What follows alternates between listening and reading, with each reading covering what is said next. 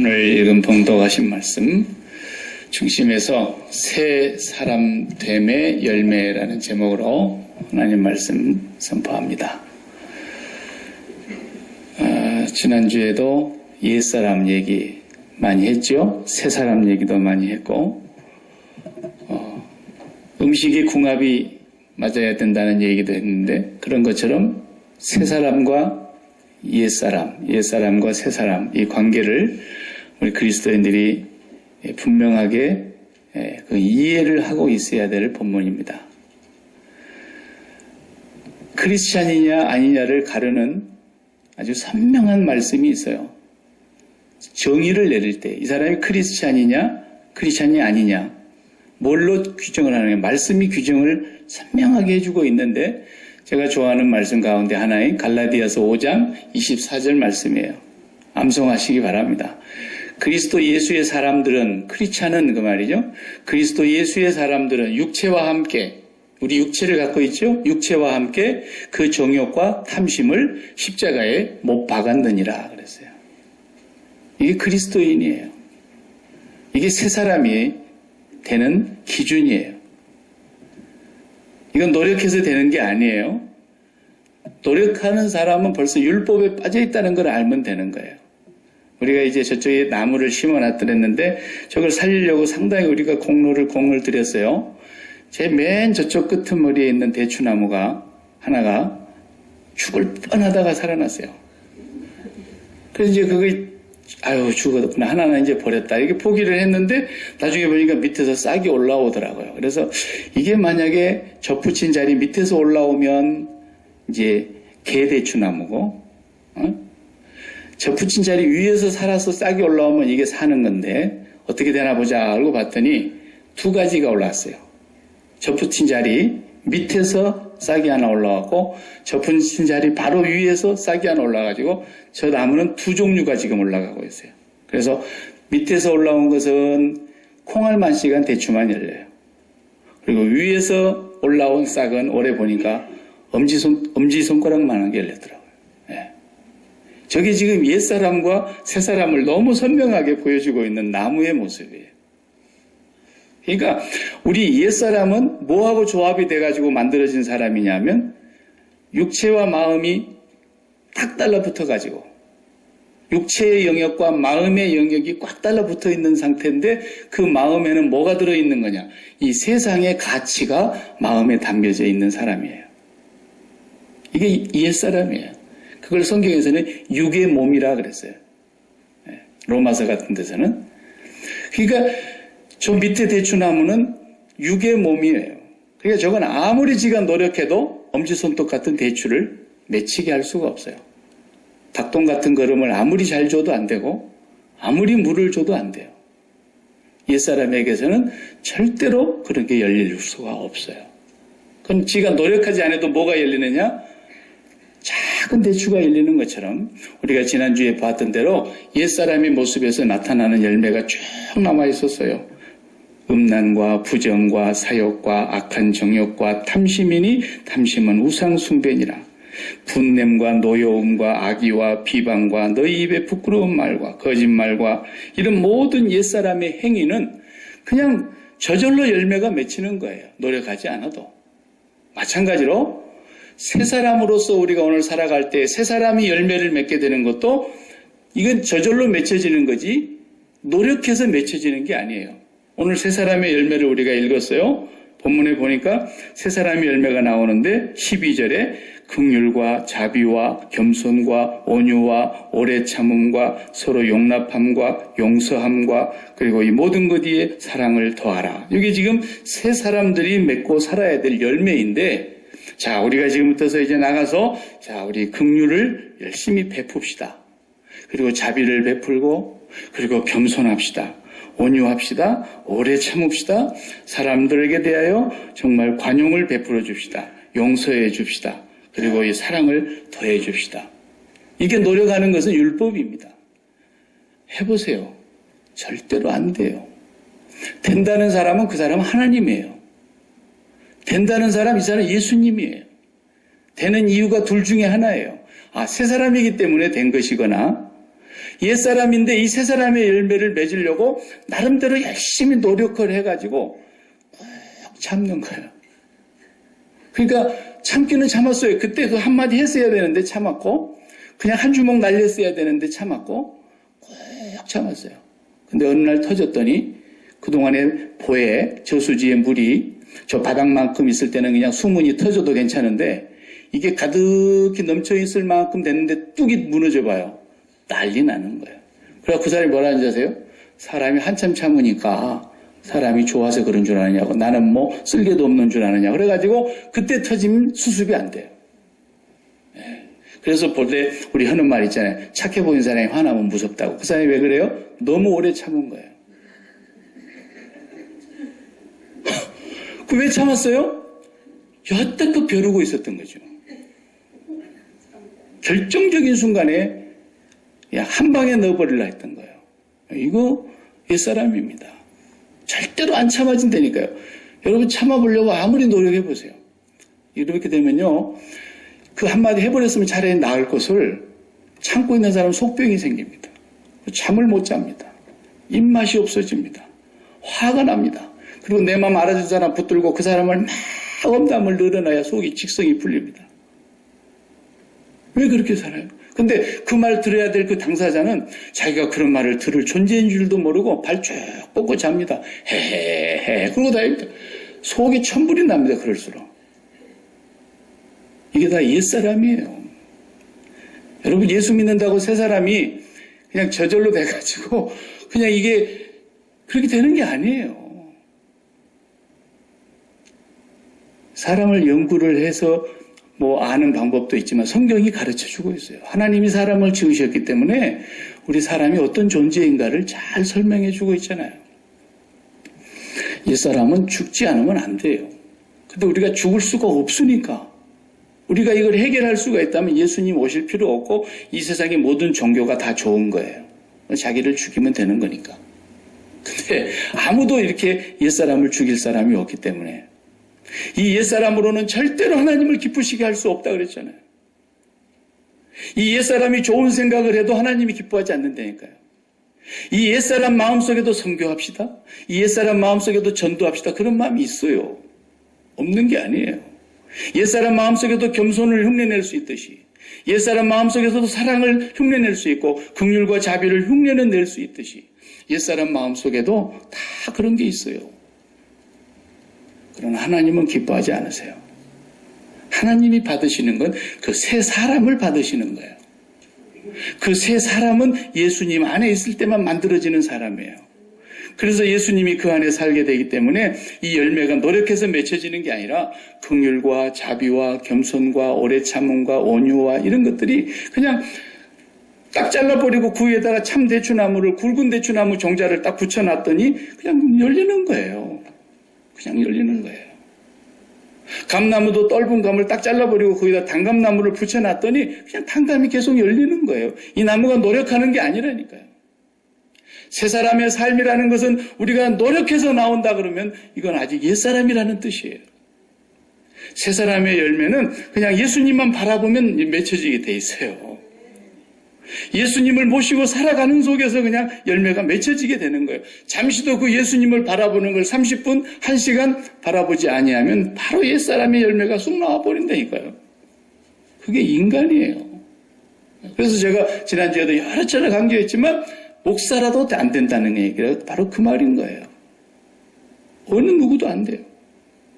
30분, 1시간만이라도 주님을 우리가 놓치고 살면 그 순간에는 계속 옛사람이 작용을 해버리는 거예요. 그렇기 때문에 우리가 십자가를 한순간도 떠나서 살 수 없다라는 거예요. 이게 그리스도인입니다. 옛사람과 새사람을 얘기하는데 오늘도 조금 거기를 설명을 좀 덧붙이면은 육체가 있고 마음이 있다 그랬잖아요. 근데 이 육체가 죽었고 정말 목숨이 끊어져 버리고 땅에 갖다 묻어버리면 이제 끝나버리기 때문에 마음이 어디 둥둥 떠다니는 것이 아니에요. 마음도 다 끊어지는 거예요. 없어지는 거예요. 그런데 육체가 살아있기 때문에 이 마음이 계속해서 육체와 마음의 영역은 서로 연합되어 있는 영역이에요, 이게. 그래서 이 마음 안에 뭔가를 담게 돼 있다니까, 항상. 여러분도 지난 주간에 여러분 마음 안에 뭐가 담겨 있었는가? 지금 여러분 뭐가 마음에 담겨 있는가? 한번 딱 보시라고요. 그 마음에 담겨 있는 것이 내가 갖고 싶어 하는 소원이 될 수도 있고, 젊은 아이들이 마음에 품고 있는 비전이 될 수도 있고, 그러는 거예요.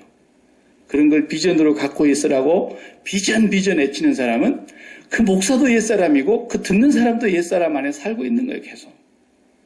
네. 그런 사람을 위해서는 기도해야 돼요. 지도 모르는 소리를 하고 있구나. 하나님 불쌍히 여겨주시옵소서 그래야 돼요. 네. 우리 마음속에 그 하나님 외에 다른 이 세상의 가치가 마음속으로 사랑하게 되고 사랑하면 안으로 딱 들어와 버린다니까요. 그래서 미스 김을 사랑하는 순간에 저 미스 김은 회사에 가 있는데도 내 마음으로 쏙 들어와 버린다니까 이게. 마음이라는 이 영역은 그런 영역이에요. 그게 딱 들어와 버리고 나면 그것을 이제 내가 취해야 된다라는 거예요. 내 아내로 삼아야지. 그런 마음이 이제 생기기 시작하는 거예요. 돈이 쏙 들어왔어요. 내가 돈을 빨리 많이 벌어야지. 이것이 이제 내 마음에서 작용이 일어나게 되는 거예요. 그래서 그걸 어떻게 하면 빨리 벌 것이냐. 그래가지고 이제 마음과 몸에는 두 가지 시간의 차이가 있는 거예요. 내 몸 현실은 지금 돈이 없어 아직. 그러나 내가 마음으로는 많이 벌어야지라는 데다가 마음을 뒀어요. 그러니까 시간이 있잖아요, 시간. 언제 많이 벌어질지는 모르겠어요. 근데 그 미래의 어느 시간에 나도 그런 부자가 되리라 하는 생각을 갖고 있다 보니까 마음은 저 부자의 자리에 담고 있는데 몸은 현실은 지금 여기에 있으니까 이 두 가지의 시간 간격의 차이가 있어가지고 이 시간차를 줄이려고 노력하는 거 아니겠습니까? 50대 부자 되는 것보다도 40대 부자 되고 싶지 않겠어요, 젊은이들이. 그러니까 이것을 시간 간격을 계속 좁히려고 하다 보니까 굉장히 무리하게 되는 거예요. 불법을 취하게 되는 것이고 편법을 동원하게 되는 것이고 가진 수단과 방법을 다 동원하는 거예요. 그래서 그것이 가까워지고 시간이 더 가까워져서 빠른 시일 내에 내 마음에 품고 있는 그 돈이 내게 현실이 됐으면 좋겠다. 그러다 보니까 이제 몸에 스트레스가 막 몰려오는 거예요. 그리고 그냥 우울증이 생기는 거예요. 안 되면 분노가 치솟고 나보다 더 잘 되는 인간을 보면은 시기와 질투가 나고 그러다가 몸살이 나면 괜찮은데 몸살이 안 나는 사람은 이제 속에서 중병이 생깁니다. 한 방에 갑니다. 한 방에. 멀쩡하던 사람이 한 방에 가는 이유가 다 그런 거예요. 네. 이게 다 옛사람의 삶이라는 거예요. 여러분 가만히 보세요. 교회 안에 그리스도인들이 얼마나 많은 사람들이 그렇게 살아가고 있는 거 보십시오. 그게 옛사람이 너무 우리를 지배하고 있는 거예요. 그게 돈이라도 그렇고 젊은이 같으면 미스김이라도 그렇고 그게 건강이라고 하는 것도 마음에 담으면요. 이 건강 하나가 얼마나 내 마음에 소중하게 담겨져 있는 순간부터서 건강에 대해서 건강이 신이 되는 거예요. 그러니까 요즘 전부 밥상의 신, 건강의 신 세상이 다 그래 돌아가잖아요. 말할 필요가 없는 거예요. 그래서 하나님은 주님 분명히 말씀하셨어요. 하나님과 재물을 겸하여 섬길 수가 없느니라. 두 신을 섬기고 있다는 거예요. 내 마음에 담고 있는 게 신이에요.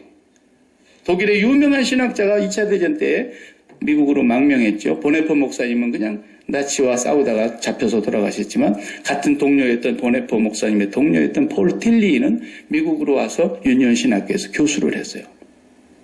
이 폴 틸리가 하는 말이 신은 뭐냐? 철학적으로 이 사람이 신학을 한 사람인데 신을 정의하기를 이렇게 얘기했어요. 궁극적 관심의 존재다 그랬어요. 궁극적 관심이다. 무슨 말이냐? 네 마음속에 있는 가장 궁극적인 관심이 네 신이라는 거예요. 내 마음속에 담고 있는 내가 가장 사랑하고 있는 궁극적 관심, 그것이 네 신인데 그것을 네 마음으로 갖고 있었던 그것을 네가 육체로 취하게 하기 위해서 지금도 하나님을 동원하고 있지 않느냐는 거예요. 하나님 기왕이면 시간차를 빨리 좀 좁혀주세요. 이게 우상숭배라는 거예요. 이게 탐심이라는 거예요. 그래서 욕심이 잉태한 즉 죄가 임신이 되고 그 죄가 장성한 즉 반드시 사망이 태어나게 돼 있다는 거예요. 너무도 많은 그리스도인들이라 할지라도 그렇게 살아가 버리면 제가 볼 때는 둘 중에 하나예요. 그리스도인이 아니거나 이제 계시록에 나오는 교회 안에 들어와 있는 666의 후예들이에요. 그게 계시록 공부할 때 다 나와요, 그게. 교회 하느라고 뭐 가라지가 없나요? 있죠. 조심해야 됩니다. 새 사람이라는 건 뭡니까? 제가 밴쿠버에서 목회할 때 미국에도 뉴스가 아마 나왔을 거예요. 10년 전인데 아주 쇼킹한 뉴스였어요. 그때는 제가 거기 살았을 때 한국에서 그 조기 유학생들이 너무 많이 왔어요. 미국보다 더 많았어요. 조기 유학생 숫자가. 네. 달러도 좀 싸고 같은 서구권이고 그러니까 많이 왔는데 그때 대사관 발표로 조기 유학생이 정식으로 비자를 받고 들어와 있는 대사관에서 관리하고 있는 유학생 숫자가 16,000명이었어요. 밴쿠버 안에. 엄청난 거예요. 16,000명이면. 거기에 반드시 누가 와 있어야 돼요? 엄마가 따라와야 돼요. 캐나다 법은 미성년자는 가디언 아니면 부모 둘 중에 한 사람이 반드시 있어야 입학을 받아줘요. 근데 가디언을 두려면 돈이 많이 필요로 하잖아요. 그 아이가 지금 학비도 비싼데 매달 가디언비를 또 한 1,000불씩 줘야 된다고요. 그러니까 엄마가 그냥 차라리 가 있어 버리는 거예요. 가디언은 뭐 밥 해주는 사람도 아니고 학교에서 일 있을 때 한 번씩 갔다 오는데 1년에 많이 가봐야 2번에서 3번이에요. 그래도 매달 1,000불씩 줘야 돼요. 그러니까 이제 엄마가 따라와서 같이 살면서 밥 해주면서 도시락 싸주면서 학교 드라이브 해주면서 이렇게 해야 되는 거예요. 그런데 아주 젊은 부부 가운데 엄마가 유치원 아이를 데리고 조기 유학을 왔어요. 제 동료, 대학원 동기생 심호하는 교회, 제 옆에 교회, 우리 같은 교단에. 그런데 이 젊은 부부 아내가 아이들을 케어하고 있는데 그 한국에서 젊은 남편이 매일 전화하지 않겠습니까? 요즘 인터넷이 되니까 얼굴을 이렇게 보면서 하잖아요. 매일 전화를 하다시피. 왜냐하면 뭐 그렇게 마음에 있었던 사랑하는 연인이 아내가 됐는데 그 아내가 또 자녀를 낳았는데 그 아내와 자식이 태평양을 건너갔으니까 얼마나 그 마음에 담겨져 있는 것이 공간적으로 멀리 가버렸으니까 얼마나 보고 싶겠어요. 매일 전화해요. 매일 전화하고 이랬다는 거예요. 그런데 전화할 때마다 하는 말이 너무 힘들다 했다는 거예요. 너무 외롭다라는 거예요. 너무 보고 싶다라는 거예요. 그런데도 끝에 가서는 꼭 그러더래요. 그래도 괜찮아. 당신하고 우리 애만 잘 쓸 수 있다면. 예? 예. 전 세계에서 이런 민족은 우리밖에 없어요. 기가 막힌 민족이에요. 당신과 당신 아이, 우리 아이만 잘 뗄 수 있다면.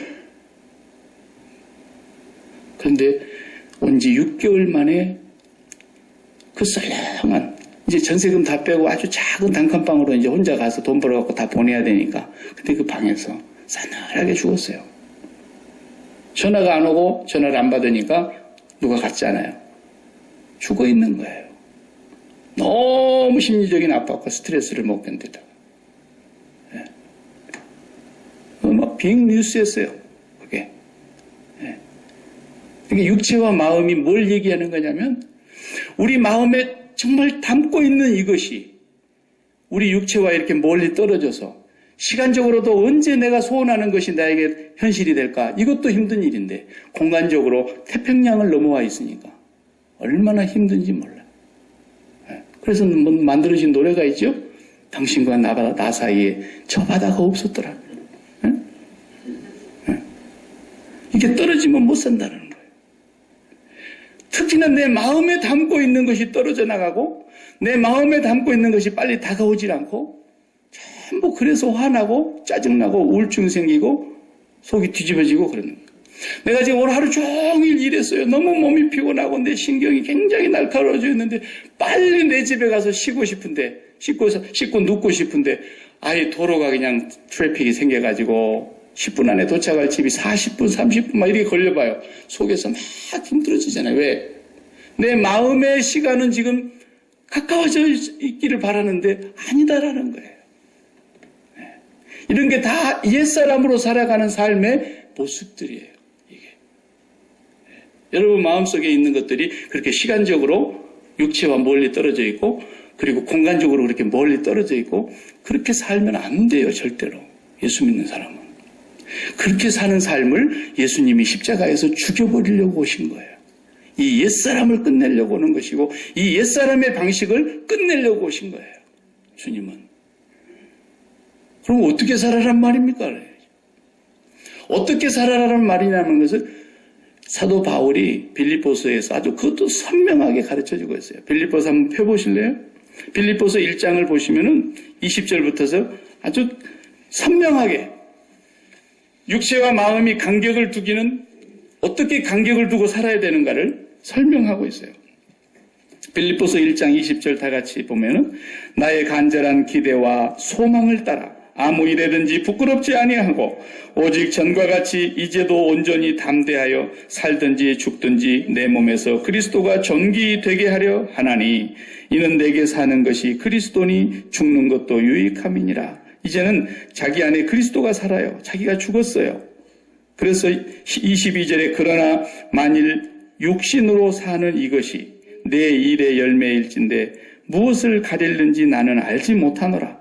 내가 그 두 사이에 끼어 있으니 떠나서 그리스도와 함께 있을 욕망을 가진 이것이 더욱 좋으나. 그래서 여기 욕망이라 그랬어요. 무슨 욕망을 가졌느냐? 그 마음속에 그리스도와 함께 있고 싶어하는 간절한 욕망이 더 좋다는 것을 알지만 그 하나님의 나라에 계시는 그리스도와 땅의 육체를 두고 있는 이 두 사이에 내가 끼어 있다는 거예요. 이걸 간격을 두고. 새 사람은 어떻게 산다는 말이냐? 기러기 아빠가 되어서 몸은 한국에 있고 또 내 마음에 담고 있는 그들은 시애틀이나 캐나다나 뉴욕이나 이렇게 있는 것이 아니라 이 수평적으로 거리를 두고 있는 게 아니라 새 사람의 삶은 옛사람이 죽고 나서 새 사람이 되는 사람은 이게 어떻게 바뀌냐면 이게 이렇게 세워진다는 거예요. 이렇게 마음을 두고 있었는데 이렇게 마음을 두고 있었던 그 수평적인 거리와 시간적인 공간을 이렇게 세워버려요.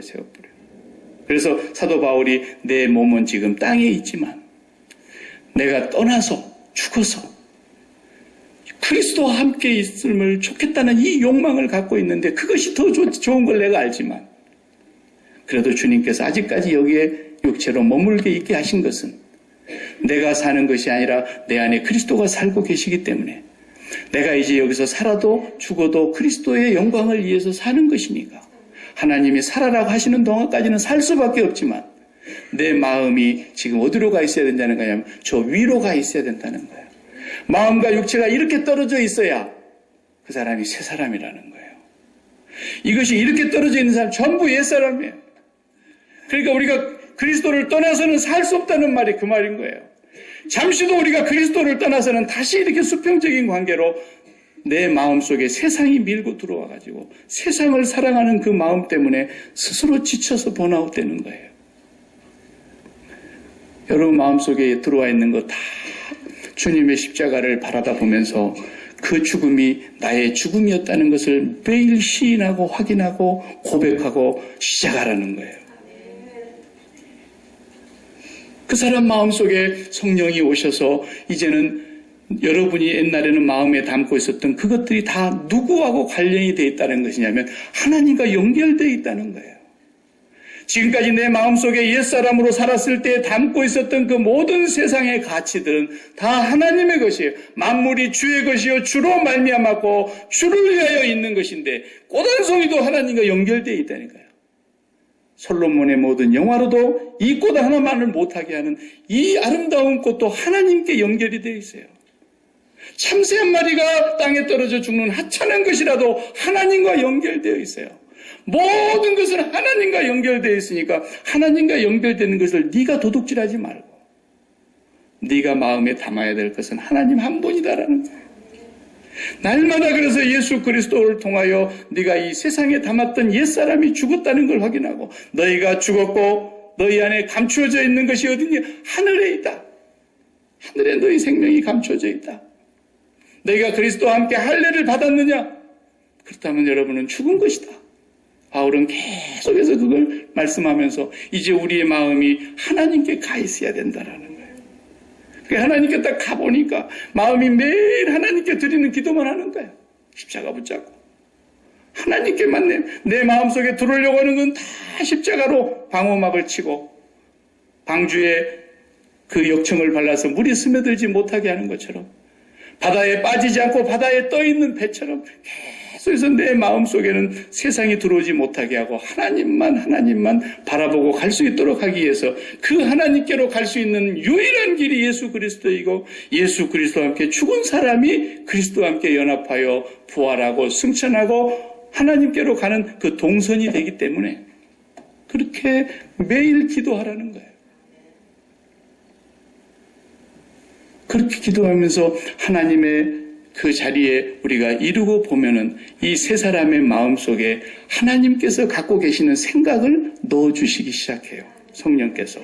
그래서 하나님과 연결되어 있던 꽃을 바라다 보니까 세상에 어떻게 이렇게 하나님이 아름답게 만드실 수가 있느냐. 꽃을 보고 미쳐가지고 반해버리는 것이 아니라 꽃을 보면서 하나님의 영광을 보는 거예요. 그러니까 예수님은 백합 한 송이를 보면서도 얘들아 이거 우습게 보지 마라. 솔로몬의 그 모든 영화가 이 꽃 한 송이만 못했는데 이 들풀도 그냥 말라지고 쓰러지고 죽는 꽃이지만 하나님이 먹이고 입히지 않느냐. 하물며 너희일까 보냐. 공중의 새를 봐라. 하물며 너희일까 보냐. 전부가 하나님과 연결되어 있더라는 거예요. 그래서 내 자녀가 하나님께 연결되어 있어요. 하나님 안에 들어있는 저 자녀. 그 자녀를 내 마음에 담으라는 거예요. 그 자녀를 담지 말라는 얘기가 아니라 하나님이 보시고 계시는 그 자녀를 그때 내 마음에 담아야 이 자녀에 빠지지 않는 거예요. 그래서 이제 이 자녀가 뭘 좀 잘못한다고 해서 이 자녀가 공부를 못한다고 해서 이 자녀가 조금 삐뚤어진다고 해서 그냥 하늘이 무너지는 것처럼 그럴 필요 없어요. 그런 게 아니에요. 이 하나님께 내가 온 마음을 드리고 가면 하나님께서는 그 자녀를 다 책임져 주시겠다고 걱정하지 말라는 거예요. 근데 왜 네가 그 자녀를 가슴에다 품어놓고 그 자녀의 신을 네가 마음에 품냐 이거예요. 하나님과 자녀를 겸하여 섬길 수 없고 하나님과 돈을 겸하여 섬길 수가 없고 하나님과 쾌락을 겸하여 섬길 수가 없고 하나님과 건강을 겸하여 섬길 수가 없고 하나님과 내 부모라도 겸하여 섬길 수가 없다는 거예요. 원수가 자기 집안 식구가 된다는 거예요. 그렇게 되면.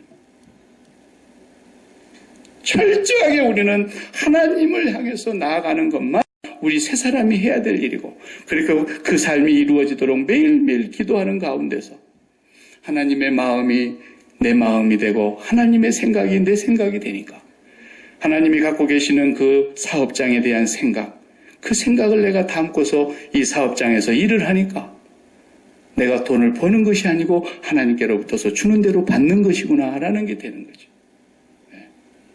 모든 것이 그런 거예요. 모든 것이. 자, 그러고 보니까 열매가 맺혀지기 시작하는데 오늘 본문에 보면 여러 가지 열매를 설명하지만 이게 여러 가지가 다 하나입니다, 사실은. 개수로는 7, 8개를 얘기하는 것 같아도 하나예요. 자, 하나님 앞에서 세상에 대해 죽고 마음이 세상을 떠나가지고 하나님께로 올라붙으니까 그 마음에서 긍휼이 생기더라는 거죠. 긍휼이라는 열매가 첫 번째 나오지 않습니까? 긍휼. 이게 긍휼이 뭡니까? 이거 한문이니까 좀 어렵지만 그냥 불쌍한 마음이 드는 거예요. 너무 불쌍해서 내가 이대로 두고는 볼 수가 없어. 그 마음이 내 속에서 막 연민의 정이 같이 막 밀려 나오는 거예요. 그러니까 어떤 사람이 주여 나를 불쌍히 여소서 그러니까 주님이 그를 민망히 보시사 그랬잖아요. 민망히 보신다. 그게 긍휼이라는 말이에요. 거기 보면은 원어는 창자가 끊어진다 그런 거예요. 단장에 미아리 고개 이러더냐. 예, 단장 창자가 끊어지는 아픔을 느낀다라는 거예요. 너무너무 불쌍하다는 거예요. 왜 불쌍한가 봤더니 이 사람이 옛날에 내가 살았던 그 옛사람의 모습을 그대로 살고 있거든. 그 모습을 보니까 너무너무 불쌍한 생각이 들어요. 어떻게 하면 이 사람을 옛사람의 삶에서 새사람의 삶으로 바꿔놓을 수 있을까? 이것이 관심이 딱 되는 거예요. 왜? 그 마음이 하나님을 가진 자의 마음이기 때문에. 내가 막 긍휼을 베풀려고 해서 노력해요. 절대로 그러지 마세요. 그런 사람들이 교회 문제 일으키는 거예요. 왜? 자기가 막 불쌍히 여기는 저 뭐만이 좀 베풀어 놓고 그 사람이 나한테 조금 안 좋게 하면은 금방 왼수로 돌아서 가지고 이쪽 동네 가가지고 그 사람 흉보고 다니고 저쪽 동네 가고 그 사람 사랑부터 아니다 그러고 막 이렇게 되잖아요. 이게 자기가 했기 때문에 그런 거예요. 자기한테서 그런 게 나오는 게 아니에요. 그건 긍휼을 흉내냈던 위선이죠. 내가 하나님 한 분을 모시고 보니까 하나님 안에 거하여 있지 못하는 옛사람의 삶의 모습이 너무너무 안타깝고 불쌍해서 가슴으로 눈물이 나는 거예요. 그래서 그 사람을 향한 마음이 이제는 흘러가기 시작하는데 이게 처음에 긍휼로 나타나는 거예요. 그 다음 두 번째가 말했어요. 자비. 자비는 영어 성경에 보면 kindness, 친절이에요, 친절. 자, 그 사람을 향하여 이제 친절이 나오기 시작하는 거죠. 불쌍한 마음이 들어서. 여러분이 최소한 인격자라고 한다면 이 동네 와서 누가 길을 물어보는데 길을 잃고 계속 그 주위를 배회하고 있는 사람을 봤다고 해봐요. 많이 한 번만 물어보면 찾을 집을 계속 시간 낭비하고 30분을 돌고 있으면 길을 물어볼 때 안 가르쳐 주겠습니까? 아무리 바빠도 잠깐 따라오세요. 내가 나를 태워가지고 가면 내가 가르쳐 줄게. 이렇게까지 친절한 사람이 있잖아요. 네. 길을 잃고 이 사람이 지금 왜 이렇게 인생을 살아가느냐? 옛사람으로 살아가는 이 인생은 길을 잃은 인생인데 이 사람에게 바른 길을 가르쳐 줘야겠다는 생각을 하니까 친절이 자연히 나온다니까요. 하나님의 마음을 가졌기 때문에 이미. 예. 감나무인데 감이 열리지 감나무가 감 열리려고 노력하는 거 봤어요? 너희가 내 안에 있지 않으면 아무것도 할 수 없지만 가지가 포도나무 줄기에만 붙어 있으면 이 사람은 과실을 많이 맺는 것처럼 너희가 정말 새 사람이 됐을 때 너희에게 나오는 열매는 자연히 긍휼이 나올 것이다라는 거죠. 그리고 그 사람을 향하여 친절을 베풀 수밖에 없을 거라는 거예요. 그리고 겸손이라고 세 번째 얘기했지 않습니까? 겸손이 뭡니까? 그 사람 이해하는 거예요. 옛날에 내가 그랬으니까. 나도 저렇게 살았고 나도 주님을 바라보지 않냐면 지금도 저렇게 살 수밖에 없는 존재라는 걸 내가 아니까 그 사람 이해가 되는 거예요. 그 사람 이해가 다 돼. 내가 잠시도 주를 바라보지 않냐면 내 안에도 저런 모습이 있는데 그러니까 그 사람을 이해하는 겸손이 자연히 이루어지게 되죠. 그리고 그 사람을 온유로 따뜻하게 부드럽게 대하게 되는 것입니다. 아유 저 인간 같지도 않은 거 이렇게 안 하는 거예요. 이제 옛날 같으면 아우 저런 거다고 상대를 말아야지 이렇게 되지만 이제 그렇게 안 되는 거예요. 하나님의 마음이 들어오면 이제 그때부터서는 그 사람을 이해하게 되면서 그 사람이 있는 모습 그 초라하고 추한 모습 그대로 그냥 받아들여 주는 거예요. 받아들여 주는 거예요. 이게 온유예요. 그 다음에 오래 참는다 그랬어요. 오래 참는 게 뭐예요? 나도 그런 사람인데 기다리면 나같이 이 길을 찾을 때가 오겠지. 기다려지는 거죠. 기다려져요. 내가 그런 사람이었는데 하나님이 나를 얼마나 오래 참아주셨는데. 그러면서 기다리다 보면 언젠가는 그걸 깨닫는 날이 온다고요. 기도하니까. 그 다음에 이제 용서가 나오죠. 6번째 용서. 이게 똑똑 떨어지는 게 아니에요. 구별된 열매가 아니에요. 전부가 하나예요. 하나. 용서가 왜 나오겠습니까? 말할 것도 없죠. 나 같은 하나님께서 나 같은 이런 자를 용서했는데 지금도 보면은 내가 그런 모습을 옛사람의 모습을 떨쳐버리지 못하고 옛사람의 모습에 묻혀서 살 때가 많은데 그런 나를 하나님이 영원히 용서해 주셨는데 그러니까 이 은혜를 경험해보게 되면은 그런 옛사람의 열매를 맺히는 순간에도 하나님 앞에 회개하면서도 동시에 감사가 나와요. 하나님 나 정말 오늘 또 옛사람의 모습이 또 나왔는데 하나님 나 같은 이런 자를 용서해 주셨어요. 너무너무 감사합니다. 예. 그 용서가 감사로 그냥 연결이 되는 거예요. 그러면서 다른 사람에 대한 용서가 자연히 나올 수밖에 없는 거예요. 이런 것이 전부 다 하나라니까요. 그리고 나서 마지막에 뭐라 그래요? 이 모든 것 위에 사랑을 더하라. 그랬어요. 여기가 진짜를 말하는 거지. 진짜 사랑이 뭐냐면 이제 이것이 완성된 모습인데 사랑이라는 것은 주는 거라 그랬잖아요. 저 사람에게서 내가 어떤 것도 만족과 기쁨과 평강과 행복을 취하지 않으리라라는 거예요. 왜? 이미 마음이 저 위에 있어서 하나님께로부터서 세상이 줄 수 없는 평강, 세상이 빼앗을 수 없는 평강, 세상에서 주는 기쁨이 아닌 예수 그리스도가 주는 충만한 기쁨, 그것이 이미 하나님께로부터서 내게 임하여 있기 때문에 내가 무언가를 얻기 위해서 사는 게 아니라는 거예요. 이것이 흘러나가기 위해서 살게 되는 거라는 거죠. 그러니까 막 베풀었어요. 긍휼도 베풀었고 뭣도 베풀었고 뭐 다 베풀었는데 돌아오는 게 없어. 그런데도 마음에 섭섭한 그런 게 없어져야 된다는 거죠. 왜? 내가 처음부터서 끝없이 주는 진짜 그리스도의 사랑이 있었으니까. 그것이 새 사람됨의 열매라는 거예요. 예. 여러분들이 이웃이 좀 어려움을 당하거나 그러면 이렇게 뭘 갖다 주기도 하고 그 사람이 해야 될 일을 못하고 있으면 가서 도와주기도 하고 여러 가지 여러분 나름대로 할 수 있는 일을 해줄 수 있잖아요. 그런 거 해줄 수 있을 때 그때 내가 새 사람으로 지금 이 일을 하고 있는 거냐? 옛 사람으로도 그런 일을 한다니까요. 예수 안 믿는 사람들도요. 누가 한 사람이 병원에 입원해 있으면요. 집안 걱정 다 하지 마. 애기들 내가 다 밥해갖고 다 학교 보내주고 다 해줄 테니 해요. 그 예수 안 믿어도 그런 거 다 한다니까요. 아시겠어요? 그러니까 내가 똑같은 일을 하는 것 같은데 옛사람으로 하고 있느냐 새사람으로 하고 있느냐는 뭘로 구분이 되는 거예요? 이 모든 것 위에 사랑이 있는가를 보면 아는 거예요. 사랑은 뭐냐? 내가 뭔가를 당신한테서 기쁨이나 평강이나 만족이나 위로나 어떤 그런 대우를 받고 싶어서 한 게 아니었다는 거예요. 내 마음이 하나님 안에서 세상에서 얻을 수 없었던 그 기쁨을 얻었고 세상에 그 누구도 줄 수도 없고 빼앗아갈 수 없는 평강을 얻었고 그 평강을 알고 그 만족함 속에서 살아가는 가운데서 이것이 자연스럽게 나왔던 거였어요. 네. 그렇지 않으면 이제 옛사람이 발동을 하게 돼 있어요. 내가 옛날에 진짜 숟가락도 제대로 못 들을 때 내가 얼마나 해줬는데 사람도 아니지 막 이렇게 돼가지고요 괜히 내 마음이 불편해져 버리는 그때부터서 그래가지고 그냥 잠이 안 오고 그 집 앞으로는 지나가기도 싫고 어디 저기서 먼 발치에서 오면 그냥 돌아가 버리고 그래 되는 거예요. 그럴 때 우리 그리스도인들이라면 깨달아야 돼요. 내가 이렇게 못난 사람이구나. 내가 아직도 새 사람이라고 하면서도 옛사람이 내 속에서 꿈틀거리고 있구나. 그때 주님의 십자가를 붙잡고 또 하나님 앞에 와서 통곡하고 회개해야 되는 거예요. 하나님, 이렇게 못난 나를 사랑하시고 나를 위해서 십자가에서 죽으셨습니까? 나를 끝없이 사랑하신 하나님 앞에서 회개하고 새 사람으로 내가 매일매일 살기 위해서 이것이 그리스도인의 영성이라는 거예요. 영성.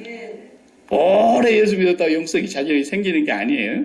예. 성경을 많이 읽고 여러분들 좀 문제풀이를 열심히 했다고 영성이 생기는 게 아니에요. 예. 주님의 십자가를 벗어나면 우리 영성은 다 위선이 돼버리는 거예요. 오늘 또 우리는 이 세 사람의 열매를 이제 나아가서 맺혀야 되는데 하나님 앞에 나와서 우리가 매일 구하는 것이 뭐냐? 하나님을 구하라는 거예요. 그것이 이제 오늘 오후 밥 먹고 계시록 공부해 보면 답이 나와요. 내가 지금 하나님을 구하고 있는가? 그것이 아닌가? 선명하게 계시록 13장에서 설명해 주고 있어요. 네. 기도하십시오.